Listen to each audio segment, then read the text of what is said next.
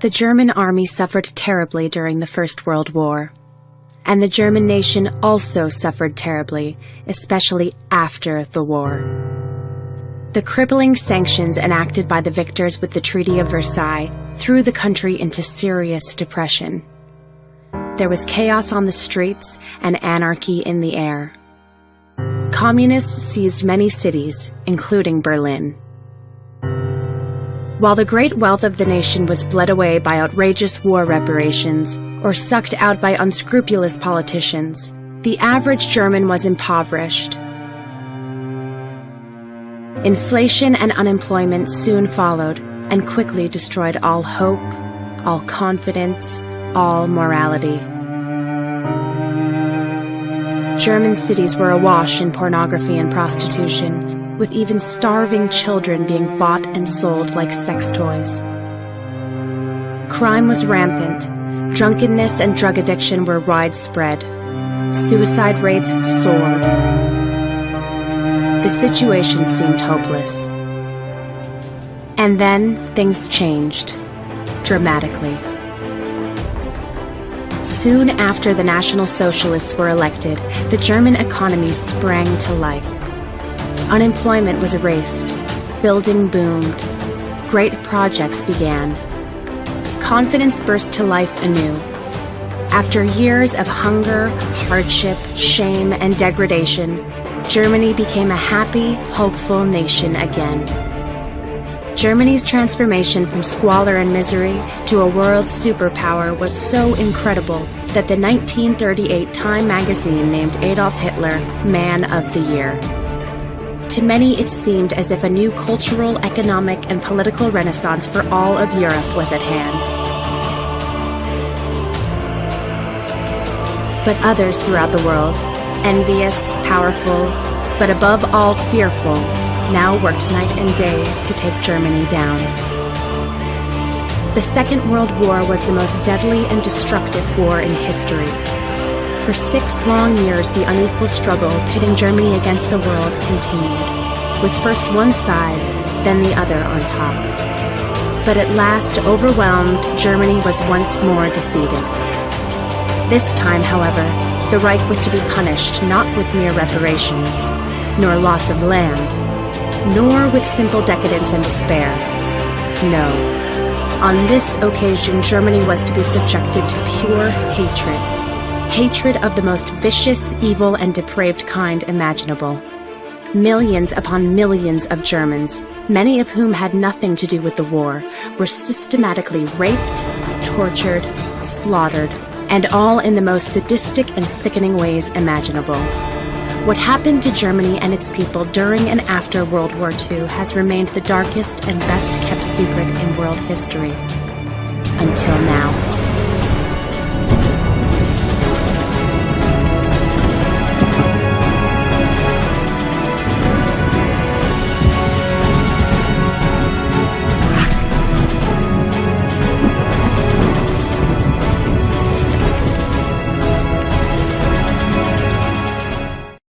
This film is based upon the book by author and historian Thomas Goodrich. Over the past 30 years, Goodrich has written about a number of controversial subjects: the American Civil War, Abraham Lincoln, the American Indian Wars. But because World War II remains to this very day a pressing issue, the author feels this is by far his most urgent and timely book. This is the story of the crimes that were committed against Germany during and after World War II. The words you will hear are those of the victims themselves and the witnesses to these atrocities. There will be no attempt here to present the viewpoint of the other side. Anyone seeking the victor's version of World War II need only watch any Hollywood movie, turn on the TV to any World War II documentary, or visit any public library. This film, like the book it is based upon, does not concern itself with what the Germans allegedly did to the world during the so-called Good War. No, the focus here is instead on what the world did to the Germans. The crimes detailed herein are so vicious, so massive, and so evil that there are no words in the English language to accurately describe them. These are crimes that have been buried by the victors under a mountain of propaganda and lies for now over 70 years. This film is dedicated not only to the voiceless victims of the world's worst war, but also to future generations.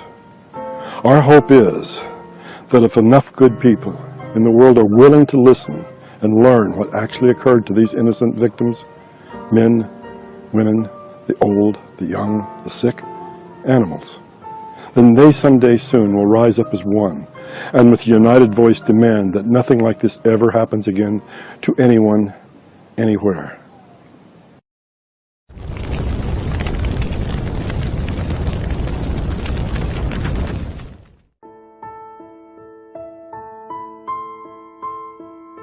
During World War II, Germany was subjected to an unrelenting assault from the sky. The Americans and British called it carpet bombing, saturation bombing, or unrestricted bombing. However, the German women and children who suffered through this nightmare called it by a simpler, more accurate name: terror bombing. The terror campaign was no accident. It was the secret plan of British Prime Minister Winston Churchill and Air Chief Marshal Arthur Harris to unleash the full power of the Royal Air Force against German civilians, to inflict as much damage, to destroy as many homes, and to kill as many men, women, and children as possible. German cities will be subjected to an ordeal the like of which has never been experienced by a country in continuity, severity, or magnitude. To achieve this end, there are no lengths of violence to which we will not go. Churchill's violence was on full display during the night of July 24, 1943. To the residents of Hamburg, a city of over 1 million souls, the raid seemed initially like a standard bombing run. But soon, hundreds of enemy aircraft began raining down tons upon tons of high explosives on the very heart of Hamburg. Schools, churches, hospitals, homes, ancient art and architecture, all were blown to bits. The onslaught increased in fury with each succeeding wave of bombers, building minute by minute into a fiery, devastating crescendo. And then the planes suddenly disappeared. The skies were clear again, and all above was silent. When the stunned survivors re-emerged from their cellars later that night, they saw that their once beautiful city was now a smoldering ruin. The following day, as firefighters from throughout northern Germany battled the blaze, Allied bombers suddenly appeared over Hamburg again. As planned, the Americans surprised not only the emergency workers, but columns of fleeing refugees as well. Thousands perished. The next night, RAF bombers returned. In addition to the normal payload of high explosives, the British sent down tons of phosphorus bombs to accelerate the fires. The resulting conflagration ignited a firestorm. Hurricane-force winds created by the intense heat uprooted trees, ripped roofs from buildings, and sucked screaming victims into the raging inferno. Some who escaped the 150-mile-per-hour winds in the streets became mired in melting asphalt and quickly burst into flames. Those who had thrown themselves into the city's canals died of thermal radiation. Then, as they floated on the water's surface, they too ignited. In the center of the firestorm, temperatures reached 1,500 degrees Fahrenheit. When the great mass of flames joined, they rose into a column 3 miles high. The attacks against Hamburg continued unabated for another week. Soon, there was nothing left to destroy.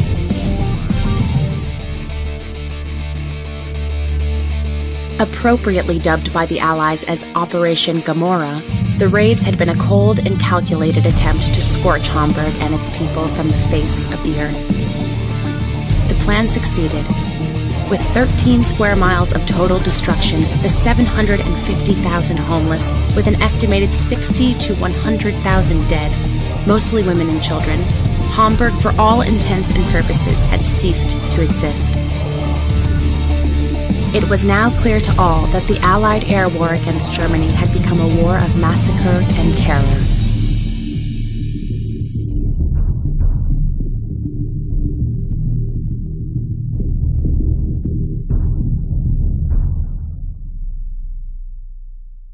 The pattern was repeated time and again across Germany. Hamburg, Berlin, Nuremberg, Darmstadt, Cologne, Stuttgart, Würzburg, Munich. All German cities suffered the same.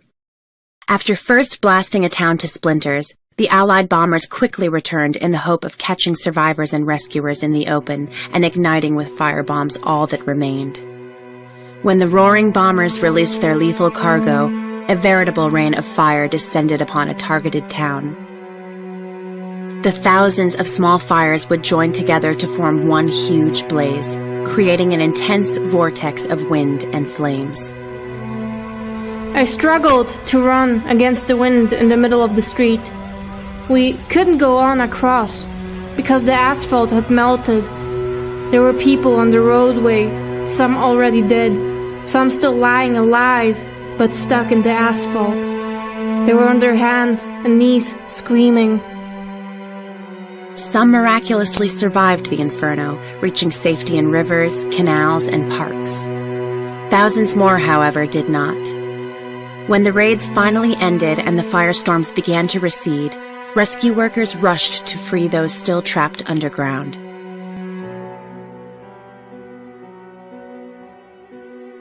When would-be rescuers finally broke through to buried bunkers, they often found scenes of unimaginable horror.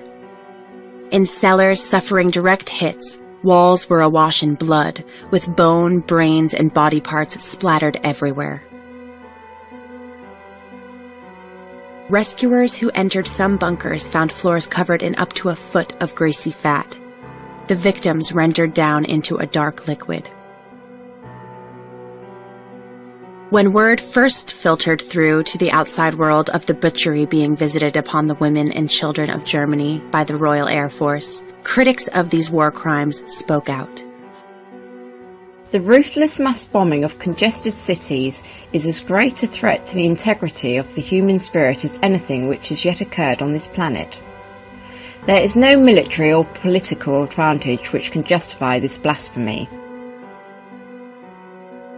Although it was considered treasonous for members of the RAF to criticize the bombing campaign, the conscience of some was overwhelmed by the hell being unleashed upon Germany.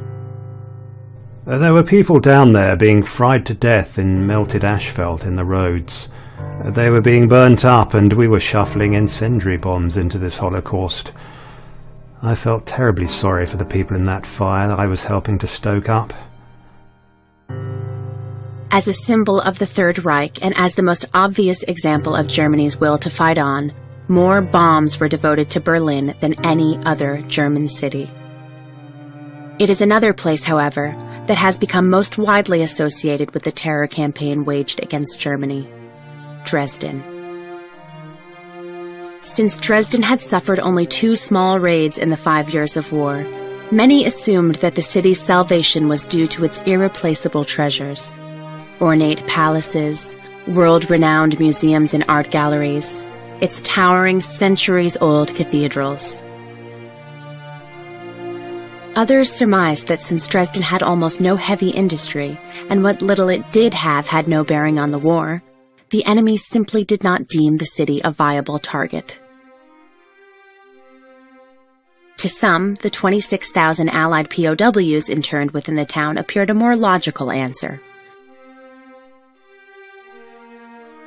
Still others thought that perhaps it was the estimated 500,000 refugees jamming the city, many who had fled Soviet atrocities in the east, that kept Dresden safe from bombing. Despite the dire situation as war closed in, Dresdeners were determined on the night of February 13th to enjoy an annual event known in America as Mardi Gras, but celebrated in Germany as Fasching. Women and children, along with the few remaining men, many in costume, flooded the streets of Dresden to celebrate the event one last time before Germany's looming defeat. Just before 10 p.m., sirens began wailing. There was no panic. Most residents simply ignored the sounds. Even had there been any air raid shelters, few would have fled to them, for there seemed little doubt on this cold, yet cheery night, that like the 171 false alarms which had preceded it, this warning too would end in nothing. However, instead of the all-clear siren, a short time later Dresden heard another sound, a sound similar to a rolling earthquake. As wave after wave of RAF bombers appeared overhead, thousands of bombs tumbled down. Added to the normal payload of high explosives, hundreds of 2- and 4-ton blockbuster bombs slammed into Dresden, obliterating entire neighborhoods. Ancient cathedrals, palaces, and museums were reduced to rubble within seconds. At the railroad station, hundreds of individuals who had refused to leave their highly coveted train seats were blown to bits. At the huge indoor circus, spectators, performers, and animals were slaughtered by blast and hissing shrapnel. Well-marked hospitals were targeted. In the streets, on the sidewalks, atop the bridges over the Elbe River, costumed revelers with nowhere to run were slain by the thousands. Without let-up, the massacre continued. And then the roar above ceased. The explosions stopped and there was quiet once more. Several minutes later, the welcomed silence was broken by the even more welcomed sound of the all-clear signal. What had seemed an all-night trial by fire had actually occurred in just under half an hour.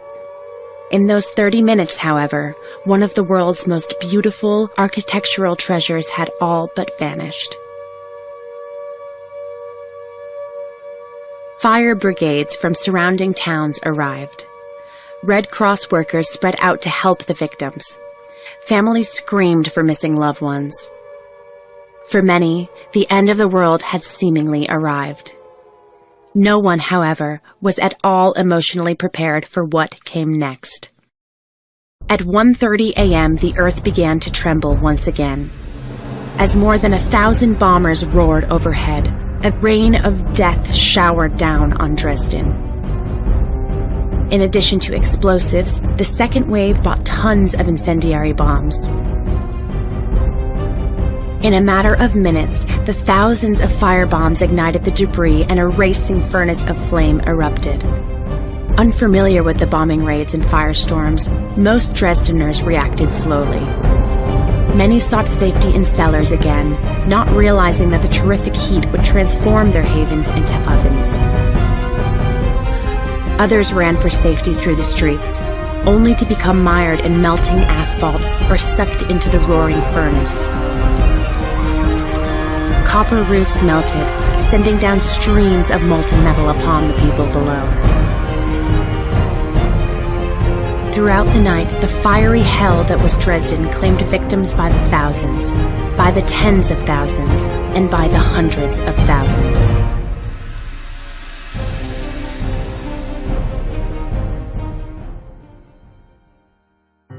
The following day, when the fires had cooled, rescue workers went to work. Never would I have thought that death could come to so many people in so many different ways. Sometimes the victims looked like ordinary people, apparently peacefully sleeping. The faces of others were racked with pain, the bodies stripped almost naked by the tornado.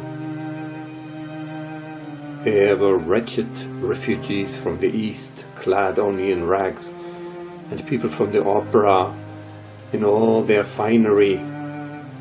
Here the victims was a shapeless slab, there a layer of ashes. Across the city, along the streets wafted the unmistakable stench of decaying flesh. Indeed, of all the hideous scents wafting through Dresden, sulfur, gas, sewage, the heavy stench of cooked flesh blanketed all. What were at first mistaken to be thousands of burnt logs scattered about the streets were soon found to be charred corpses glued to the surface, each reduced to roughly 3 feet.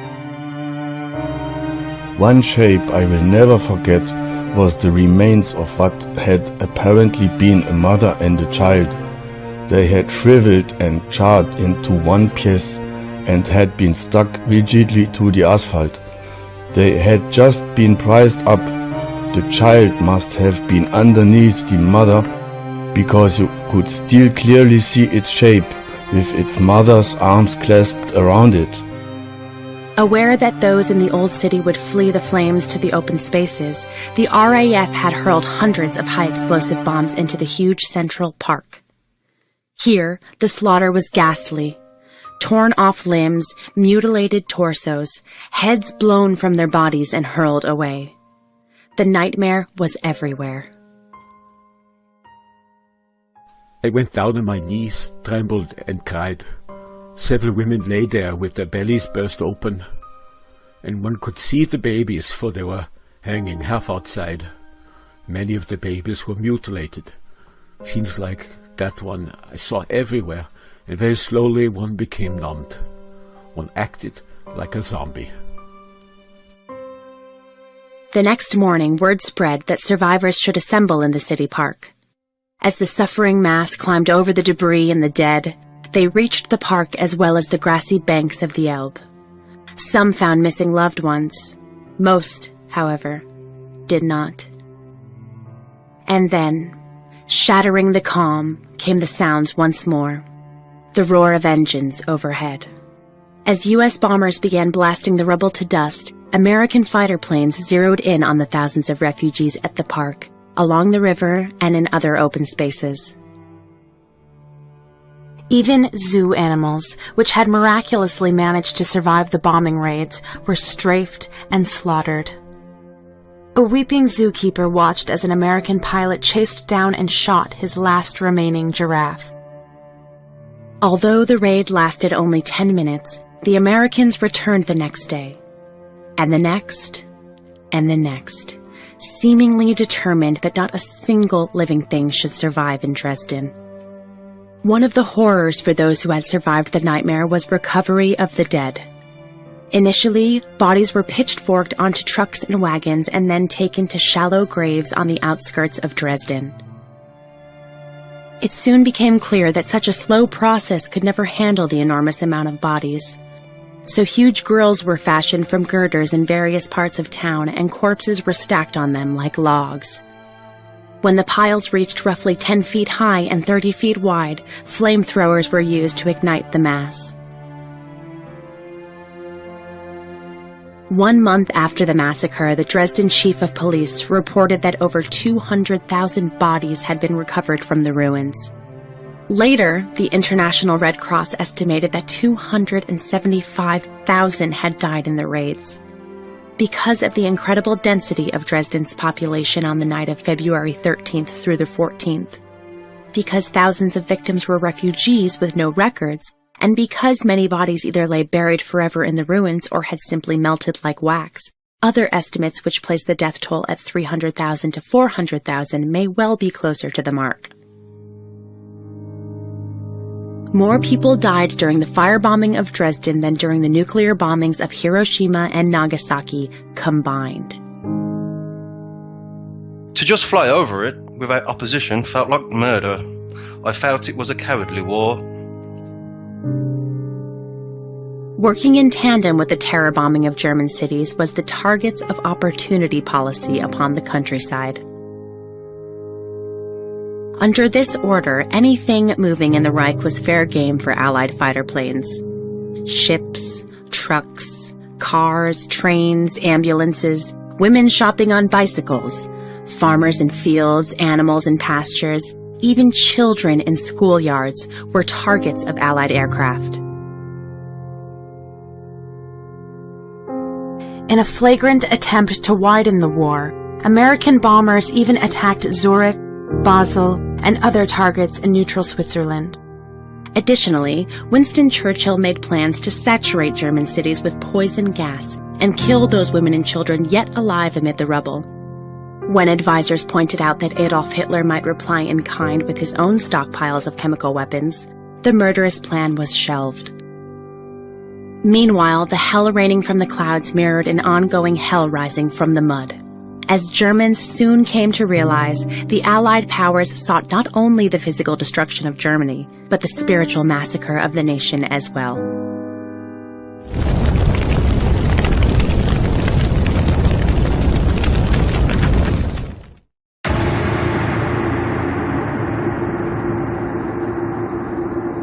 The evil swept in from the east. There were constant rumors and hints about what might be expected should the Soviet Union overrun Germany. Most Germans, however, remained hopeful. Such notions of Asiatic hordes, many felt, were merely the government's attempt to harden their will to resist. Thus it was that on the night of October 20th, 1944, as the village of Nemmersdorf and other communities nearest the front slept in imagined security, the unthinkable occurred. After punching a hole through the German line, the Red Army suddenly burst into the Reich and swarmed over the countryside. After several days of desperate fighting, the German Wehrmacht regrouped, launched a furious counterattack, and eventually drove the Red Army across the border. What German troops soon found was staggering. It was at Nemmersdorf where stunned soldiers first viewed hell on earth. Along the roads, fleeing refugees had been overtaken by the communists.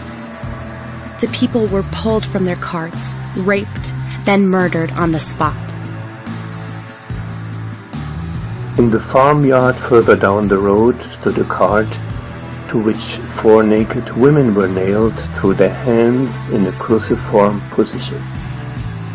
Beyond stood a barn, and to each of its 2 doors a naked woman was nailed through the hands in a crucified posture.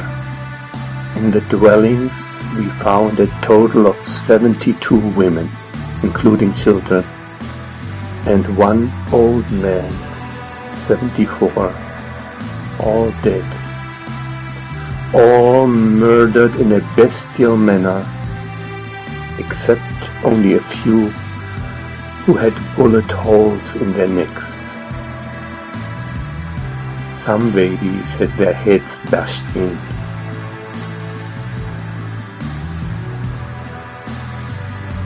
In one room we found a woman, 84 years old, sitting on a sofa, half of whose head had been sheared off with an axe or a spade.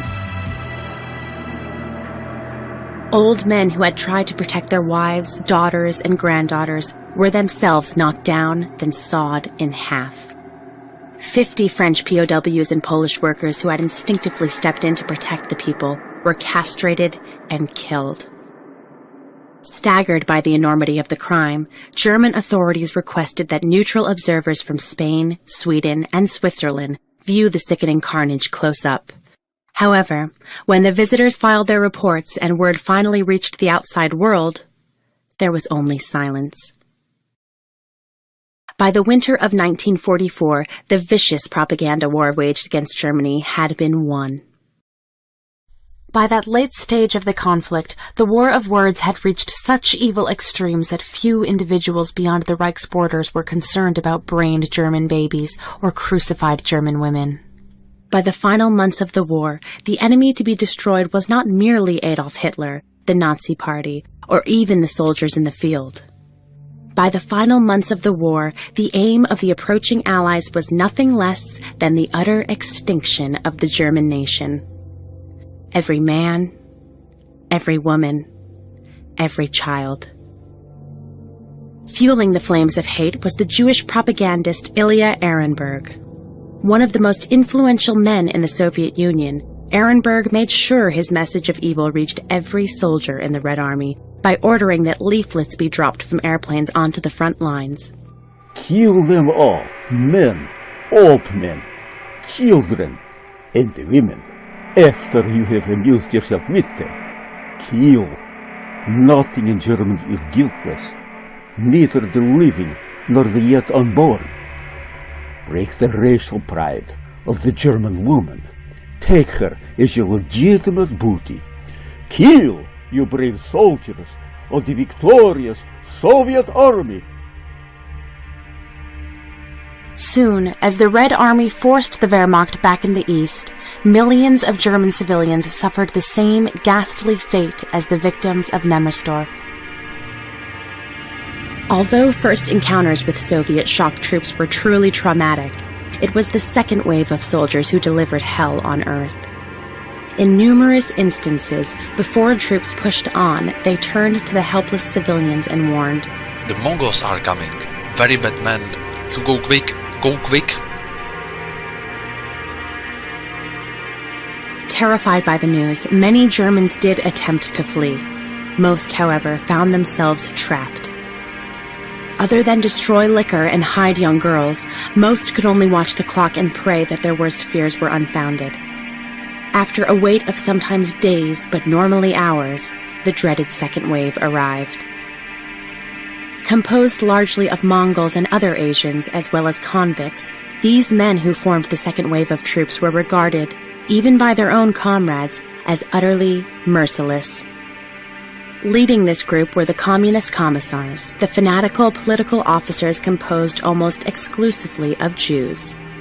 These hate-filled individuals acted as the more than willing orchestrators of the horrors that befell the German people.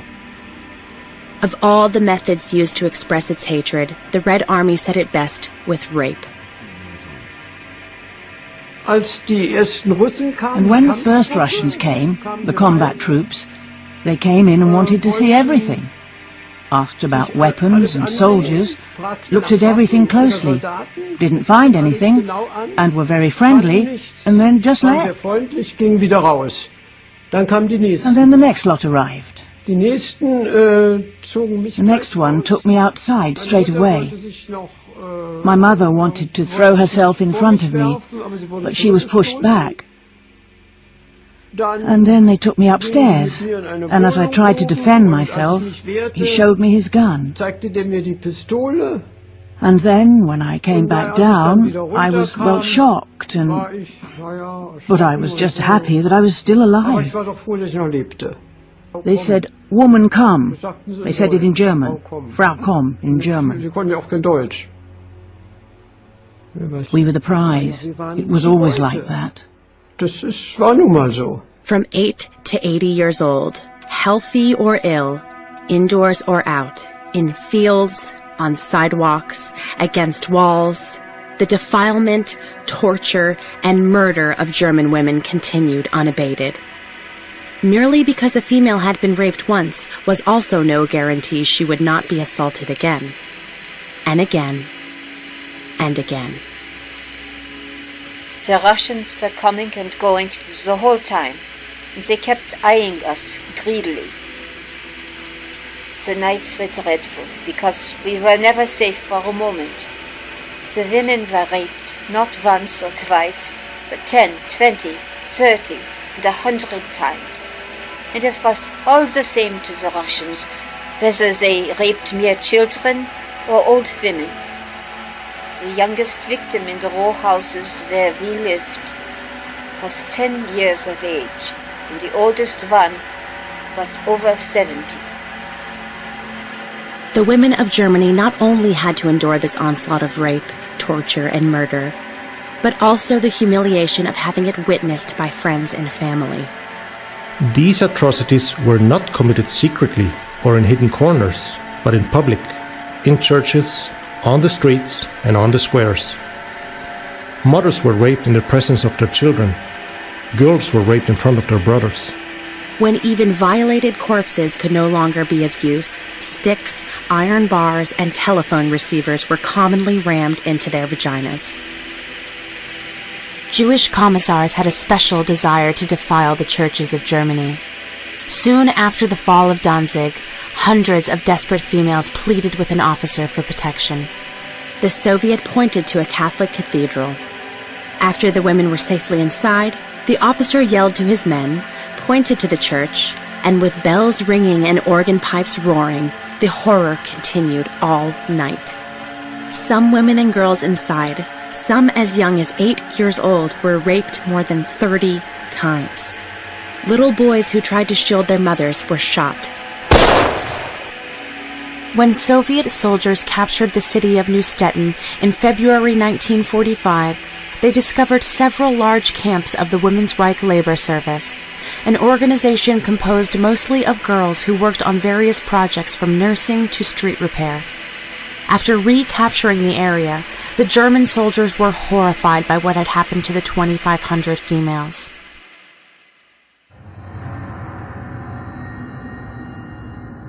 We had never seen anything like it. Utterly and unbelievably monstrous. Naked, dead women lay in many of the rooms. Swastikas had been cut into their abdomens. In some, the intestines bulged out. Breasts were cut up. Faces beaten to a pulp and swollen puffy. Others had been tied to the furniture by their hands and feet and massacred. A broomstick protruded from the vagina of one, a besom from that of another. Some mothers had witnessed how their 10 and 12-year-old daughters were raped by some 20 men. The daughters in turn saw their mothers being raped, even their grandmothers. Women who tried to resist were brutally tortured to death. There was no mercy. The women we liberated were in a state almost impossible to describe. Their faces had a confused, vacant look. Some were beyond speaking to, ran up and down and moaned the same sentences over and over again. Having seen the consequences of these bestial atrocities, we were terribly agitated and determined to fight. We knew the war was past winning, but it was our obligation and sacred duty to fight to the very last bullet. While its men fought furiously in the east, Germany was also trying to stave off invasion from the west. Unfortunately, the invaders on this front often did not behave any better than their Soviet allies. Battlefield newsmen to the west simply did not report the crimes.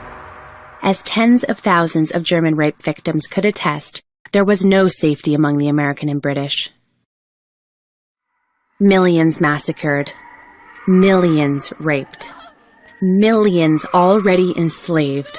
But this was only the beginning of Germany's nightmare.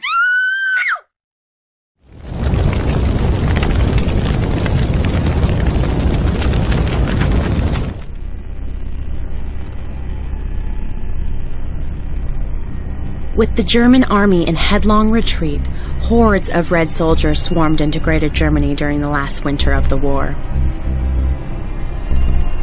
As word of the Soviet breakthrough spread, millions of Germans hastily packed and fled into the freezing weather. Most merely packed farm carts, hitched horses or cows, and set off as fast as their animals would take them. Already bitterly cold, several days after the treks began, the temperature plunged. As a result, little children and infants dropped by the thousands. With the earth hard as rock, tiny holes dug in the snowbanks served as graves. It was so terribly cold, and the wind was like ice. The snow was falling, and nothing warm to eat, no milk and nothing. I tried to give Gabi the breast behind the house, but she didn't take it because everything was so cold. Many women tried that, and some froze their breasts. Given the chaotic conditions, and with freezing refugees clogging the way, many treks were quickly overhauled by the Russians. Some Soviet tanks crashed straight through the columns, squashing all in their path. After heavy traffic, the victims, men, women, children, animals, all, were pressed together as flat as cardboard. Those terrified survivors who had scattered to the icy countryside fell easy prey. As always, for the females, the living death soon began. For millions of Germans cut off on the Baltic coast, only one avenue of escape remained: the sea. As isolated Wehrmacht units desperately defended their shrinking Baltic beachheads, millions of refugees poured into the coastal enclaves. With their backs literally to the sea, only the slow and treacherous evacuation by boat was an option. Consequently, at Memel, Königsberg, Danzig, and other besieged cauldrons, the situation was appalling. Every alley, every street was packed with their vehicles. People were waiting in every harbor shed, in every wind-sheltered corner. Among them stood their beasts, bleating, snorting, lowing. The pregnant women giving birth somewhere in a corner, on the ground, in the barracks. Some of them had been raped on their flight, and now they were trembling for fear they would give birth to a monster. Strangely pale faces of girls going up and down the streets, asking for a doctor. The wounded and the sick, in constant fear they would be left behind, concealing weapons under their blankets to force someone to take them along, or to end their own lives if the Russians came. The orphans, who had been saved from their asylum somewhere at the last moment and tossed onto carts with nothing around them but a blanket, and who were now lying on the floors with frozen limbs. The old people who had lain down in some doorway at night and had not awakened, and the wild-eyed, insane ones who rushed from house to house, from wagon to wagon, crying for their mothers, for their children. Over it all the grey sky, snow, frost and thaw and frost and snow and the chill, killing wet. When a long-sought vessel finally tied up and lowered the walkways, pandemonium erupted on the docks. Because of an order granting priority to those with children, the latter became more valuable than gold. Once adults had boarded, they often tossed infants to relatives or friends below, in hopes they might also board. Many babies died, of course, either falling into the freezing water or smashing onto the docks below. Nearby, terribly wounded soldiers quietly awaited their turn to board. For those who sailed from the besieged ports, their prayers appeared answered. For those left standing behind, their doom seemed sealed. Many men, in a surge of madness, shot themselves. Crazed mothers, with starvation gnawing and the Red Terror looming, found cyanide and poisoned their children, then themselves. Old people merely crawled into snowbanks, fell asleep, and never awoke. Unfortunately for thousands of refugees, there was no escaping the nightmare, even at sea. While many refugee ships successfully traversed the treacherous Baltic, Allied bombers were often the first to greet them when they docked. At Swinemünde in northern Germany, the arrival of a freighter loaded with evacuees coincided almost exactly with an Allied air raid. Hardly had the ship docked when a direct hit sent it to the bottom, taking 2,000 screaming passengers with it.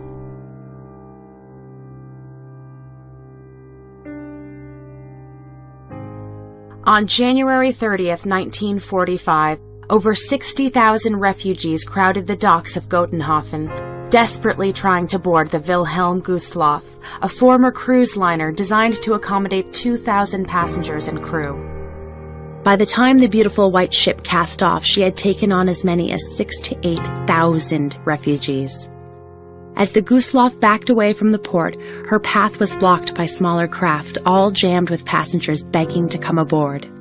Nets were lowered, and an additional 2,000 refugees scrambled up. Strained far beyond its limits, the tightly sealed ship filled with a hot, nauseating stench of urine, excrement, and vomit.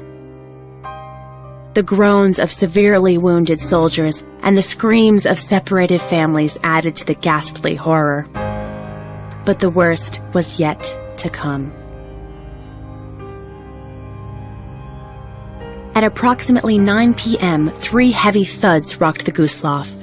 Panic-stricken, thousands below deck stampeded through the narrow passageways, crushing and clawing in a mad attempt to reach safety.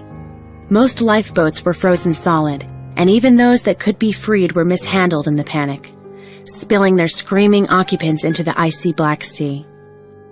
Within a few minutes, those in the water were dead. While thousands of freezing people pressed along the decks, loudspeakers blared words of comfort, assuring passengers that the ship would not sink and help was on the way. Convinced that the sealed bulkheads had held and that indeed the ship would remain afloat, many refugees fled indoors once more to escape the razor-sharp winds and the -20-degree temperature. The respite proved brief, however.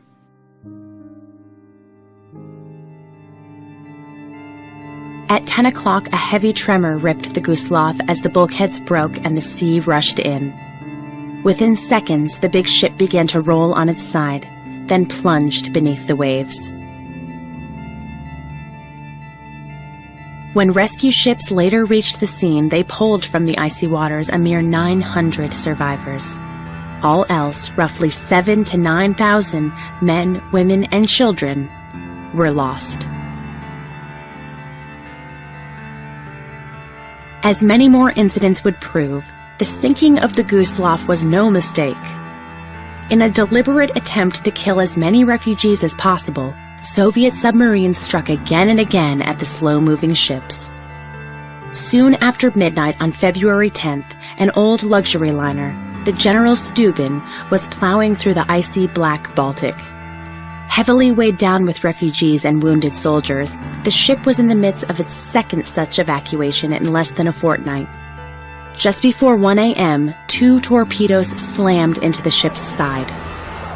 As the Steuben's stern rose high out of the water, hundreds leaped overboard, including some who were torn to pieces by the still turning propellers. Within 7 minutes, the ship plunged beneath the waves, swiftly silencing a final mass scream that seemed to arise from a single voice. Of the 3,500 passengers aboard, only a few hundred survived.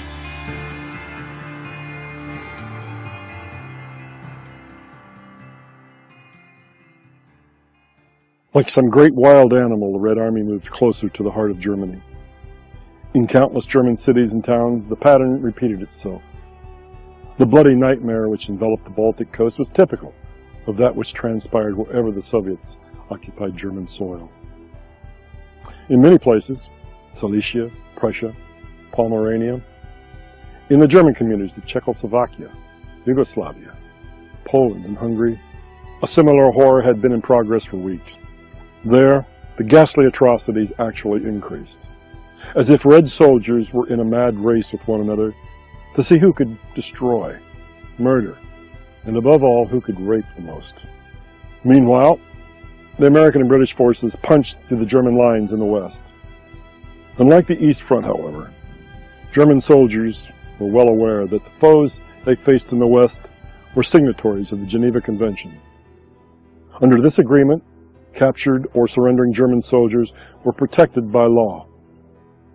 With the Red Army roaring across Germany from the east, many Germans secretly hoped that the Americans might occupy what remained of the Reich before the Communists did.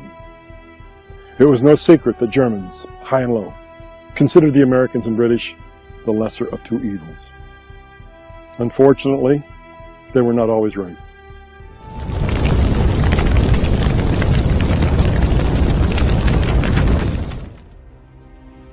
In the spring of 1945, as Berliners prepared to defend the capital from the encircling Soviet army, Germans to the west also fought to halt the Allied tide.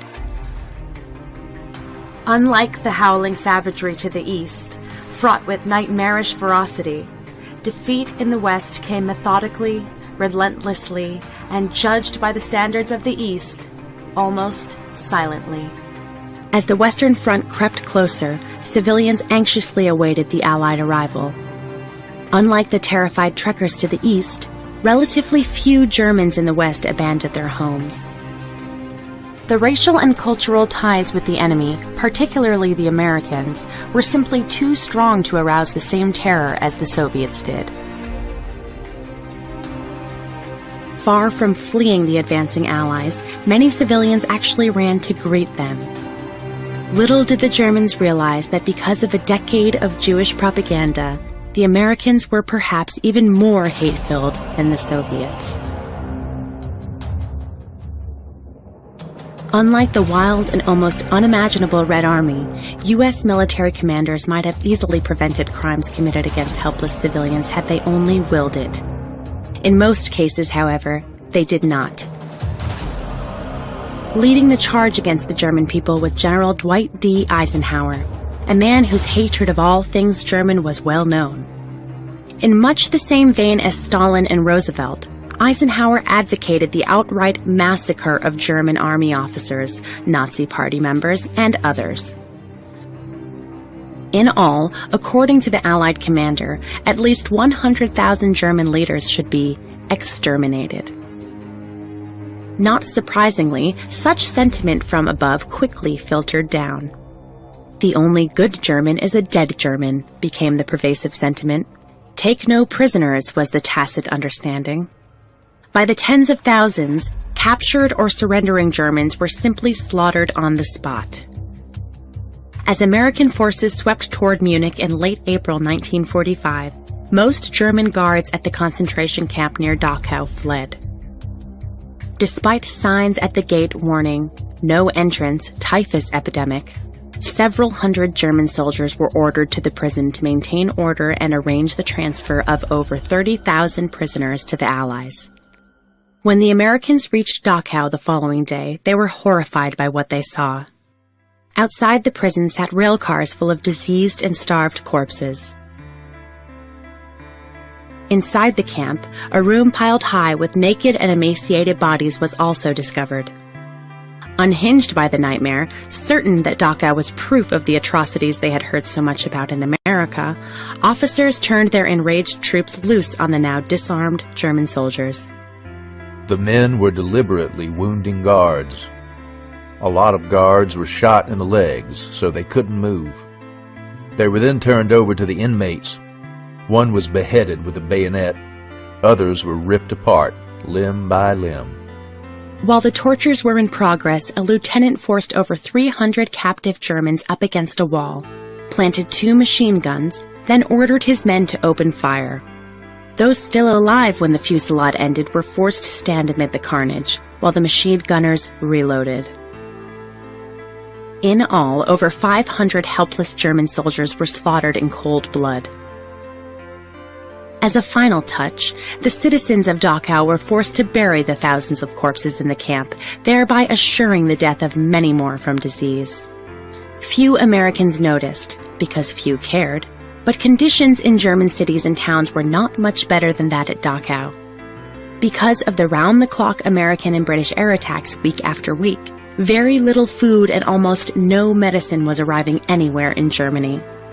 Virtually none reached the numerous concentration camps, where, during the last days, disease and starvation swept away the inmates by the thousands. The incident at Dachau was merely one of many massacres committed by U.S. troops.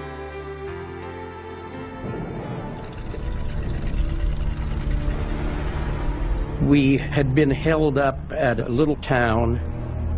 We were supposed to just walk through it, and the Germans stopped us dead. We just couldn't crack it. Eventually, artillery came in, sort of leveled the houses. They finally surrendered, and they came out and sort of lined up, and per usual, no one knew what was going on. We had a new battalion commander, just graduated from West Point, and he lined them up and said, "I want you to shoot him." And I was horrified. Quite a few of us were horrified. And I went to him and told him, you know, that this was against all international law and humanity. My good buddy, who I'd spent so much time with him, grabbed me and said, "This nut'll shoot you. You better quit, knock this off." And he got enough guys, and they shot these about 25 prisoners. It was a terrible thing to see. And I talked to a lot of my buddies who had shot these guys, and they were horrified too. Unaware of the deep hatred the Allies harbored for them, when proud SS units surrendered, they naively assumed that they would be accorded respect as the unsurpassed fighters that they had proven to be. As soon as they were disarmed, most were slaughtered where they stood. For those members of the German military lucky enough to survive capture, death often awaited behind the lines, where thousands more perished. With General Eisenhower turning a blind eye to the Geneva Convention, only the threat of retaliation against Allied POWs still held in Germany prevented a massacre of prodigious proportions. Soon after U.S. combat soldiers moved out of a community and the rear echelon troops moved in, the reality of occupation became clear to the German citizens. The second wave of soldiers, wanting to experience a bit of war on their own, took out their aggression on the helpless Germans by looting, raping, killing, and destroying. In many towns, the invaders unlocked jails, prisons, and concentration camps, and invited the inmates to join in the revelry. They just opened up the camps and let them go. The Russians and Poles were looting the houses and killing the shopkeepers. Then they began raping the girls. Similar mayhem engulfed most towns in Western Germany as Americans and British pushed onward. Our own army and the British army have done their share of looting and raping. We too are considered an army of rapists. Although brutal rapes persisted against the defenseless females, the Allied troops quickly discovered that hunger was a powerful incentive to sexual surrender. Although sex could be bought for a bit of food, a cigarette, or a bar of soap, some victors preferred to take what they wanted, whenever and wherever they pleased.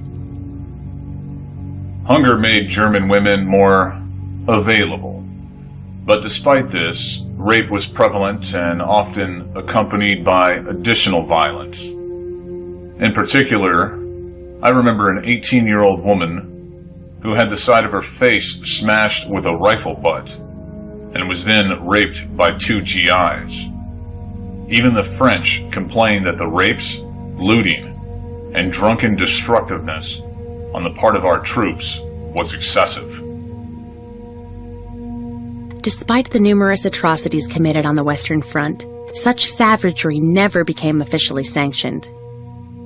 Considering the bloodthirsty propaganda from the primarily Jewish-owned media, as well as the active incitement of their political and military leaders, the average British and American soldier comported himself amazingly well, and certainly far, far better than his Soviet counterpart. Although the Allies in the West might have easily pushed on to Berlin, they were ordered to halt just short of their goal. As a token of their great love and gratitude, Roosevelt and Churchill had already awarded the German capital to Stalin as a prize. After days of hopeless fighting in which little boys fought and all too often died like men, Berlin was finally overwhelmed on May 2nd. And with the suicide of Adolf Hitler, the war effectively ended. Now that there was virtually no chance for reprisals against Americans held in German POW camps, Eisenhower's pathological hatred of Germans was given free rein.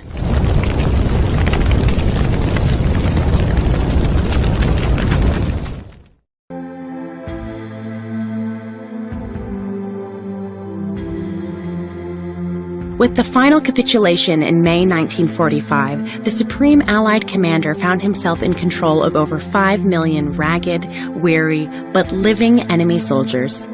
Since Eisenhower could not kill more armed Germans in war, the American desk general decided to kill disarmed Germans in peace. Because the Geneva Convention guaranteed POWs the same food, shelter, and medical attention as their captors, Eisenhower simply circumvented the treaty by creating his own category for prisoners. Under this reclassification, German soldiers were no longer considered POWs, but DEFs, disarmed enemy forces. With this sleight of hand and in direct violation of the Geneva Convention, Eisenhower could now deal in secret with those in his power, free from the prying eyes of the outside world.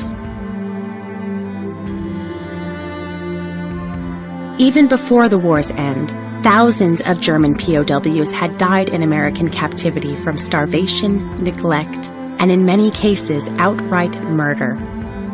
With the German surrender and the threat of retaliation against Allied POWs entirely erased, deaths in the American concentration camps accelerated dramatically.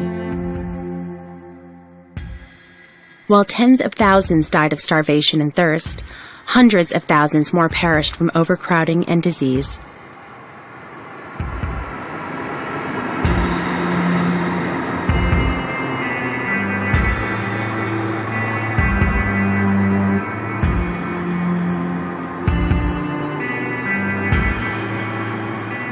It's incomprehensible to me how we could stand for many, many days without sitting, without lying down, just standing there totally soaked. During the day, we marched around, huddled together to try to warm each other a bit. The latrines were just logs flung over ditches next to the barbed wire fences. To sleep, all we could do was to dig out a hole in the ground with our hands, then cling together in the hole.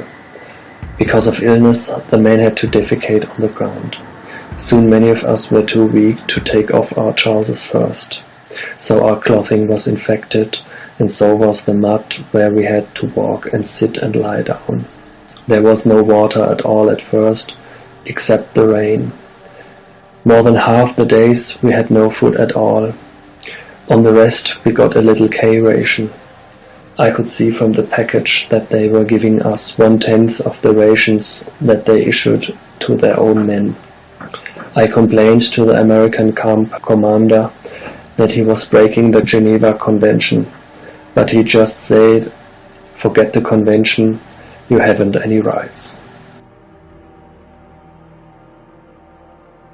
Within a few days, some of the men who had gone healthy into the camps were dead. I saw our men dragging many dead bodies to the gate of the camp, where they were thrown loose on top of each other onto trucks, which took them away.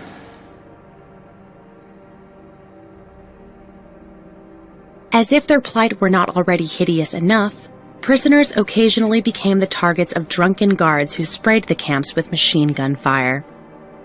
At one compound, amused guards formed lines and beat prisoners with clubs and sticks as they ran the gauntlet for their paltry rations. At another camp of 5,200 men, 10 to 30 bodies were hauled away every day. Prisoners who did not succumb to hunger or disease often died of thirst. Many men were forced to drink their own urine even though streams ran a few feet from the barbed wire. There was no lack of food or shelter among the victorious Allies. Actually, American supply depots were bursting at the seams. Instead of allowing even a trickle of this bounty to reach the compounds, the starvation diet was further reduced. Within full view of some camps, Americans would sadistically burn food that they could not eat themselves. Civilians from nearby villages and towns, themselves starving, were prevented at gunpoint from passing their own meager fare through the fence to prisoners. Horrified by the silent, secret massacre, the International Red Cross, which had over 100,000 tons of food stored in Switzerland, tried to intercede. When 2 trains filled with supplies reached the camps, however, they were turned back by American officers. Many people found no justification whatsoever in the massacre of helpless prisoners, especially since the German government had lived up to the Geneva Convention, as one American put it, to a T. The Red Cross reported that 99% of American prisoners of war in Germany had survived and were on their way home. Nevertheless, Eisenhower's murderous program continued apace. Some upright generals, such as General George Patton, opposed these murderous measures, but Eisenhower quickly overruled them. While continuing to deny the Red Cross and other relief agencies access to the camps, Eisenhower stressed among his camp commanders the need for secrecy to prevent the gruesome details from reaching the outside world and sidetrack those that did. Counter-rumors were circulated stating that, far from mistreating and murdering prisoners, camp commanders were actually turning back released Germans who tried to slip back in for food and shelter. Unlike their capitalist counterparts, the Soviet communists made little effort to hide their crimes. Hundreds of thousands of Germans toiled in the forests and mines of Siberia. The captives were slaves, pure and simple, and no attempt was made to disguise the fact. For the enslaved Germans, male and female, the odds of surviving the Soviet gulags were even worse than escaping the American death camps. A trip to Siberia was tantamount to a death sentence. What little food the slaves received was intended merely to maintain their strength until they were worked to death. Much the same might be said of the 600,000 German slaves held by the French. Ultimately, no fewer than 800,000 German prisoners died in the American and French death camps. Indeed, recent estimates place the death toll at upwards of 1.5 million. And thus, in peace, did Eisenhower murder at least 10 times the number of German soldiers than were killed on the whole Western Front during the whole of the war. With the once mighty Wehrmacht now disarmed and enslaved, and with their leaders either dead or awaiting trial for war crimes, the old men, women, and children who remained in the dismembered Reich now found themselves utterly at the mercy of the victors. Unfortunately, never in the history of the world was mercy in shorter supply.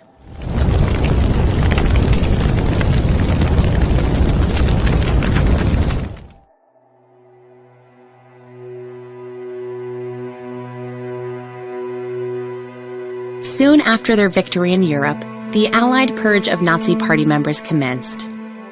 In theory, denazification was a simple transplanting of party officials with those of democratic, socialist, or communist underpinnings. In practice, the purge became little more than a cloak for rape, torture, and death. All adult Germans were compelled to register at the nearest Allied headquarters and complete a lengthy questionnaire on past activities.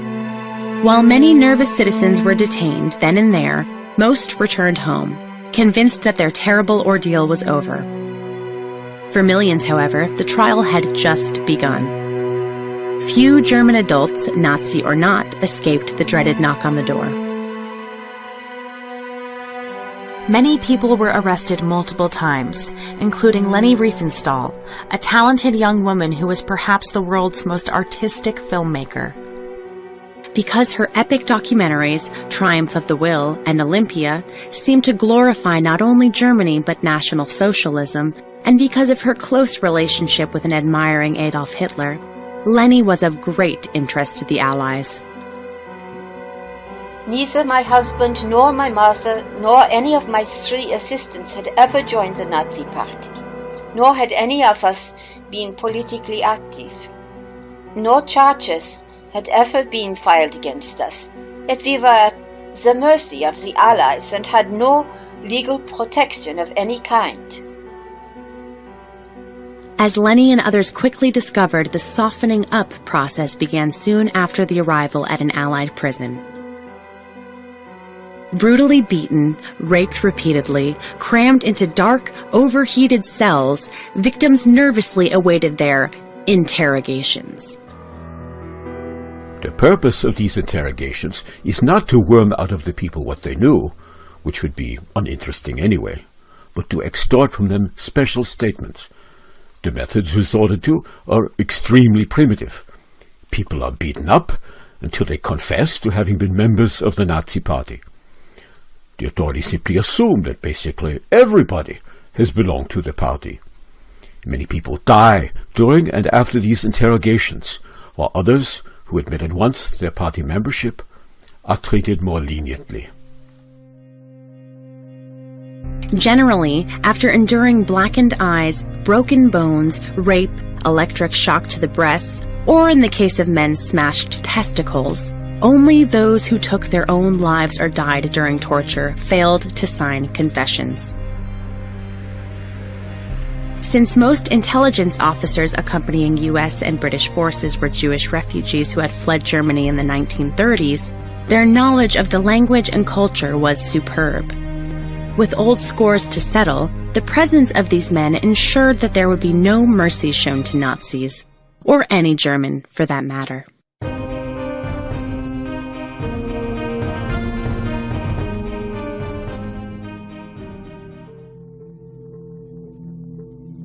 Both officers who took our testimony were former German Jews. One kicked me in the back and the other hit me. The terrible thing was, the German men had to watch. That was a horrible, horrible experience. That must have been terrible for them. When I went outside, several of them stood there with tears running down their cheeks. What could they have done? They could do nothing.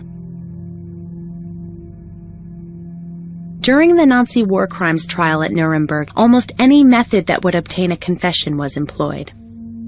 Understandably, after several such sessions, even the strongest submitted and signed papers incriminating themselves and others. In addition to testimony given under torture, those who might have spoken in defense of the accused were threatened with torture and death themselves. Moreover, hired witnesses were paid by the Americans to parrot the prosecution's charges. Horrific as denazification was in the British, French, and especially the American zones, it was nothing compared to what took place in Poland behind Soviet lines. In hundreds of concentration camps sponsored by something called the Office of State Security, thousands of Germans, male and female, old and young, high and low, Nazi and non-Nazi, were rounded up and imprisoned. Staffed and run by Jews with help from the Poles, Czechs, Russians, and other former concentration camp inmates, the prisons were little better than vast torture chambers where dying was a thing to be prolonged, not hastened. While those with blonde hair, blue eyes, and handsome features were first to go, anyone who spoke German would do. For these vengeful camp operators, no torture, no sadism, no depravity, no evil seemed too monstrous to inflict on those now in their power. Some Germans were forced to crawl naked on all fours and eat their own excrement as well as that of others. Many were drowned in open latrines. Hundreds were herded into buildings and burned to death or sealed in caskets and buried alive.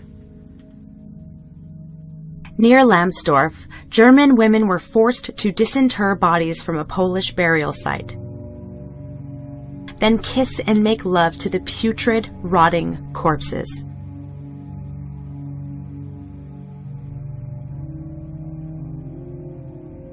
Not surprisingly, the mortality rate at the concentration camps was staggering, and of those rare individuals who did leave with their lives, few could any longer be called human.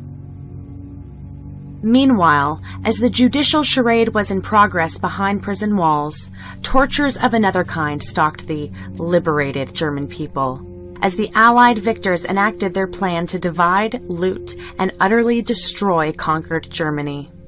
In late 1944, the so-called Morgenthau Plan was endorsed by President Roosevelt, making the Jewish pre-war demand for German extermination official. Named for Roosevelt's Secretary of the Treasury, Henry Morgenthau, but actually conceived by the Secretary's top aide, Harry Dexter White, both of whom were Jewish, the program called for the complete destruction of Germany after victory had been won. In addition to the dismantling and destruction of heavy industry and the permanent closure of mines, the Morgenthau Plan called for a reduction of the Reich's land area by 1/2. As many knew, this act guaranteed that roughly 2/3 of the German population, or 50 million people, would soon die of starvation. With the remnant of the population reduced to subsistence farming, and with the shrunken nation totally at the mercy of hostile European neighbors, it was estimated that within 2 generations Germany would cease to exist. When Roosevelt's successor, Harry Truman, met at Potsdam with Stalin and the new British Prime Minister Clement Attlee in July 1945, most of the teeth in Morgenthau's murderous scheme remained on the table. With the signature of the Big Three, the plan went into effect. Stalin's methodical looting in the Russian occupation zone became prodigious. Steel mills, grain mills, lumber mills, sugar and oil refineries, chemical plants, optical works, shoe factories, and other heavy industries were taken apart down to the last nut and bolt and sent east to the Soviet Union, where they were reassembled. Those factories allowed to remain in Germany were to operate solely for the benefit of Russia. Electric and steam locomotives, their rolling stock, and even the tracks they ran on were likewise sent east. Unlike its primitive Soviet ally, the United States had no need for German plants and factories.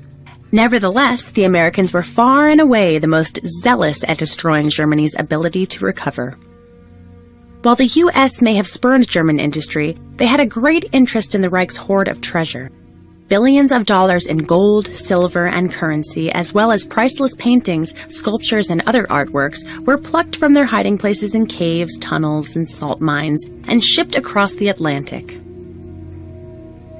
Additionally, and of far greater damage to Germany's future, was the mental dismantling of the Reich. Tons of secret documents revealing Germany's tremendous organizational talent in business and industry were simply stolen. Hundreds of the greatest scientists in the world were likewise compelled to immigrate by the victors. One man opposed to the vengeance-minded program was George Patton. Evidently, the virus started by Morgenthau of a Semitic revenge against all Germans is still working. I can't see how Americans can sink so low. During the first post-war years, Germany was little better than a vast concentration camp. Coinciding with the ruthless Allied program of denazification and re-education was the American and British policy of non-fraternization, segregating the victors from the vanquished in an effort to further degrade and demonize Germans and crush what little pride and respect remained. One year after the war's end, the former Reich still had urban dwellers clinging precariously to their caves and cracks for shelter. In Berlin alone, an estimated 50,000 orphans struggled to survive. Some of them, one-eyed or one-legged veterans of 7 or so, many so deranged by the bombing and the Russian attack that they screamed at the sight of any uniform, even a Salvation Army one. While occupation troops dined on 5-course meals complete with fried sole, Dutch steak, and ice cream, thousands of starving children felt fortunate if a potato peel or crust of moldy bread was unearthed. Children who could not live by their wits died. Those who didn't starve or freeze were crushed by the walls of their caves or torn to shreds by unexploded bombs which lay scattered across Germany by the ton. On their own, orphans aged fast, and little girls aged fastest of all. Like their older sisters, the children soon discovered that selling themselves could stave off starvation. A dreaded concern, not only for those who were selling themselves, but for the millions of rape victims, was unwanted pregnancy. Thousands who were in fact pregnant sought and found abortions. Thousands more lived in dreadful suspense, their lives utterly shattered in every way imaginable. At length, Allied soldiers, reporters, and others began to recoil at the ruthless reign of terror transpiring in Germany. While the Germans around them starve, wear rags, and live in hovels, the American aristocrats live in often unaccustomed ease and luxury. They live in the finest houses from which they drove the Germans. They swagger about in fine liveries and gorge themselves on diets 3 times as great as they allow the Germans.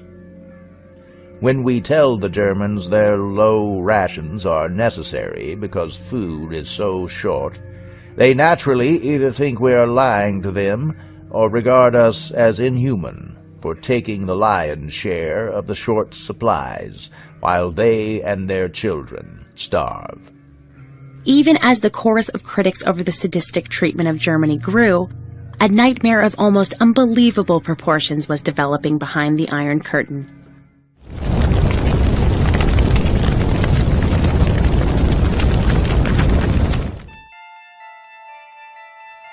Never mind the 5 or more million Germans.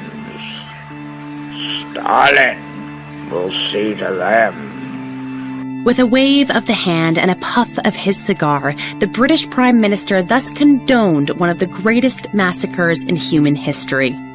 With an understanding reached at Yalta, then signed into law at Potsdam, the Soviet Union swallowed vast chunks of German and Polish territory in the east. In return, Poland itself devoured large tracts of the former Reich in the west, including much of Prussia, Pomerania, and the extremely rich industrialized province of Silesia. Despite solemn reassurances by the Allied leaders that the mass expulsions would be carried out in an orderly and humane manner, shattering glass and splintering doors were usually the first sounds a victim heard, soon followed by angry shouts to clear the home in 30, 10, even 5 minutes. Thus, by tens and twenties, by hundreds and thousands, homeless Germans now began trudging west with no clear goal in mind. Except for those able-bodied individuals held as slaves and young girls retained for sex, roughly 11 million trekkers took to the roads. Thus began the greatest death march in history. As they left town in an endless procession, Polish soldiers fell upon them, beating and flogging them in a blind rage. Robbed of all they possessed and literally stripped of the last of their belongings, these poor creatures trudged along in the wind and the rain, with no roof or shelter over their heads, not knowing where they would find a new abode. Of the roughly 11 million victims hurled from their homes in eastern Germany, an estimated 2 million, mostly women and children, perished. Equally as horrifying, though less well known, were the nearly 1 million Germans who died during similar expulsions in Czechoslovakia, Hungary, Romania, Bulgaria, and Yugoslavia. Additionally, an estimated 4 million more ethnic Germans were sent east to the Soviet Union, where the odds of surviving as slaves were worse than as refugees. To slice 3 or 4 ancient provinces from a country, then loot and plunder 9 million people of their houses, farms, cattle, furniture, and even clothing, and then expel them from the land they have inhabited for 700 years, with no distinction between the innocent and the guilty, to drive them like unwanted beasts on foot to far-off provinces, unprotected, shelterless, and starving, is an atrocity so vast that history records none vaster. While Western leaders, such as Winston Churchill, later feigned surprise at the tragedy they had wrought in eastern Germany, little was said about the deliberate starvation of the rest of the Reich. An utter silence prevailed concerning the Allied torture chambers in Germany, the on-the-spot massacre of Nazi Party members and SS troops, the death camps run by Eisenhower, or the hellish Jewish torture pens in Poland. Taken as a whole, it is a certainty that far more Germans died during the first 2 years of peace than died during the previous 6 years of war.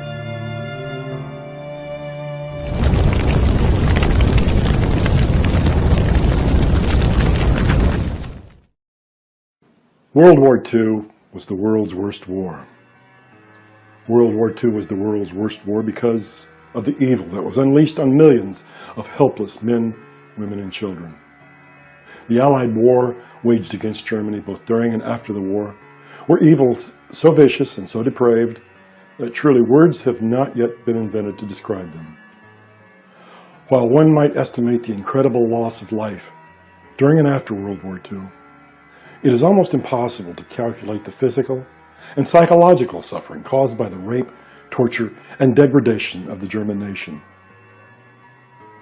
Unlike their victims, the victors faced no post-war prison camps, no slavery, no torture, no starvation, no rapes, no trials for their numerous war crimes, and no vilification campaign that persists to this very day.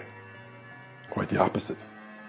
For the victors, American generals became American presidents. British prime ministers became British knights. Allied soldiers became the greatest generation, and the winning side claimed complete and utter control over the history of World War II. Not surprisingly, in the winner's expert hands, the evil crime that was World War II was quickly transformed into the crusade in Europe, the war to end evil, and simply the good war. Year after year, decade after decade, a mountain of movies, TV shows, articles, books are released with the sole intent of heaping crime and guilt on the heads of the victims.